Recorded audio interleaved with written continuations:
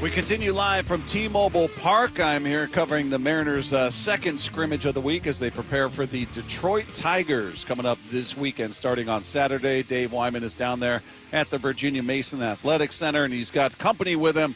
He's got tight end, fullback, running back. I don't know. Can you kick Brady Russell? Is there more we can put on the resume? I can hold for field goals if you want me to. Yeah? It's one thing I'm good at. Seriously? Really? I mean, I did it in OTAs when Dicko was gone before. Oh, okay. I'm a snapper. Try to do everything so they can't find a way to get rid of me, you know? The more you can do, right? Exactly. Yeah.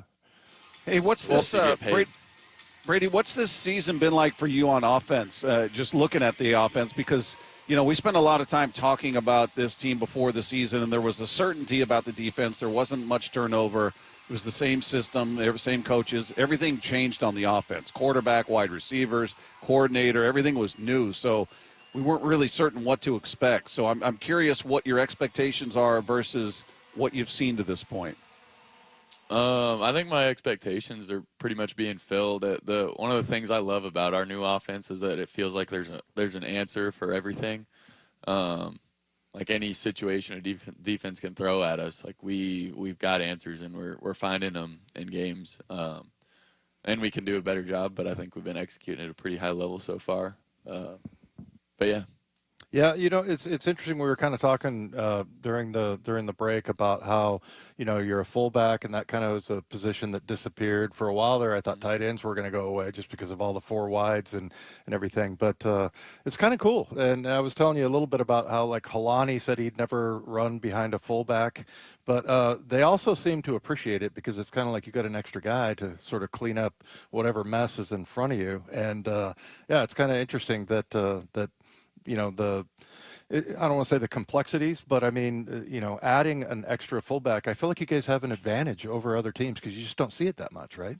Oh, yeah, I think it's a huge advantage because a lot of defenses, essentially what a fullback does is it adds an extra gap, and a defense has to be gap sound, you know, and when defenses aren't seeing fullbacks all the time, and then all of a sudden they have to play one, and that's something new that they're practicing that week, and it can add a whole new element because they don't know whether you're leading the way, whether you're going backside, whatever it could be. Yeah. And hopefully eventually they'll start throwing the ball to the fullback, right? I hope so. There we go. Maybe running with us. Yeah. You never know. That's right. Hey, Brady, does it change how you approach that position based on who you're in front of, whether it's K9, whether it's Charbonnet? They've got different styles of running. So does that alter the way you approach it? No, it doesn't. And I think you kind of have to block that way because you can't be blocking for the bounce or blocking for, like, K9 can do some unbelievable, like, extraordinary things that no other backs in the league can do, right? So I can't necessarily plan for him to do something spectacular. I just have to block my assignment, and then if he wants to go do something, it's on him, right? And he's shown that he can make it happen.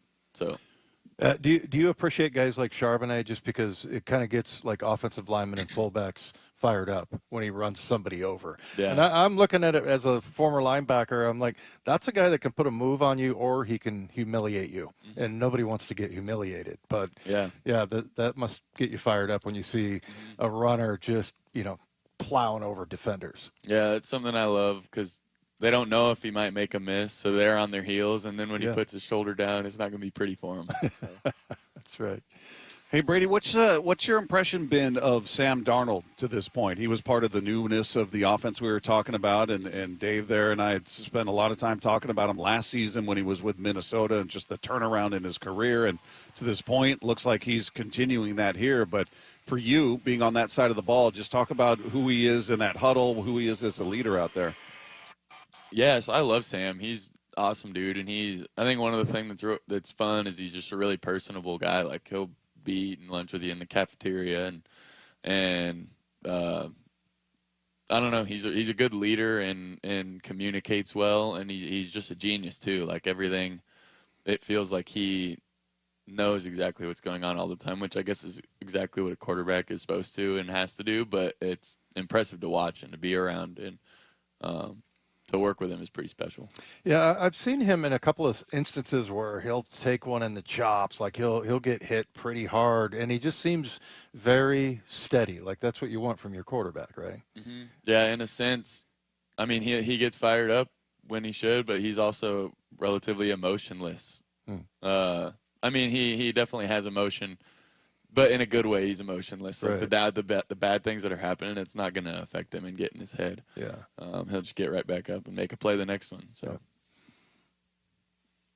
Tell us about special teams and your role, because I was looking. I think 85% of the special team snaps you were on, and just we were kind of talking about Jay Harbaugh and how I feel like a lot of people give the whole special teams thing like lip service. You say that it's like fully 1/3 of your team, but not everybody believes that, and it seems like, particularly in the play in Pittsburgh, where you guys all knew, are you on the kickoff team? Mm-hmm. Yeah. So I'm on everything but field goal blocks. So. Everything but field goal block. Yeah. So, yeah, I mean, it just seemed like you guys were dialed in. Everybody knew that was the rule, and not many of their players did. But just talk about your coach, Jay Harbaugh, and how he runs meetings and how he gets you guys so dialed in.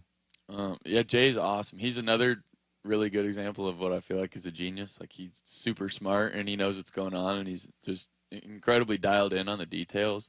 And I think that's something you can tell opposed to who we're playing every week, that like our game might be a little more complex on special teams than others. Other teams might just be doing the same thing every week, but we might have some new scheme and something that's attacking the other team's weakness that's really cool. So and unique.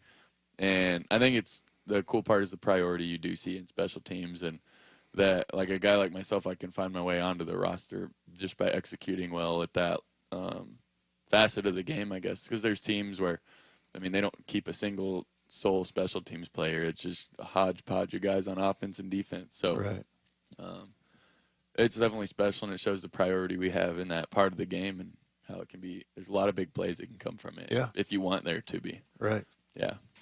Hey, Brady, just looking at your opponent coming up this weekend in the Bucs, they're off to a very good start. They come from behind in their first 3 games, pull off wins. They did drop the last one to the Eagles, but I'm just curious what on film strikes you about specifically that defense, which you presumably will be facing, and I know they're dealing with injuries, much like the Seahawks are and a lot of teams are. But what are you seeing from that team defensively?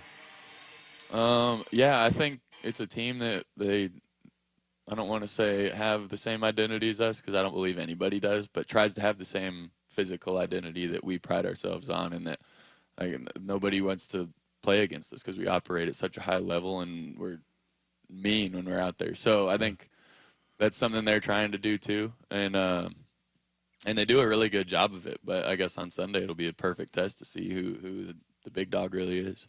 So off the field, what do you like to do? It looks like you're married guy? I am in March. What's that? I got married in March. You got married in March. Oh, congratulations. Our year anniversary of meeting was about a week ago. Oh, is that right? Mm-hmm. Oh, okay. So what? I guess you're just going home. You're a family guy, but like, what do you like to do when you're not playing football? I'd say my other passion is duck hunting. I want to find a way, once football's done, to duck hunt for the rest of my life. Make a job out of it. Make a job out of it. Yeah. Well, really, in training hunting dogs, I love. So, I don't know, working with dogs can be better than working with people sometimes.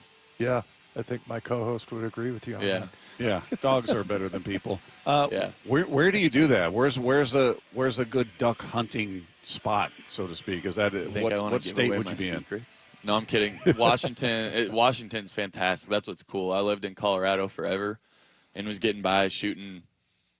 If I shot 2 ducks, it was an awesome day, and here I'm shooting 7 ducks and limiting out, and I'm over in the valley some. You can hunt out on the ocean too, which I want to get into this year. I haven't really done, or at least the sound in the saltwater. But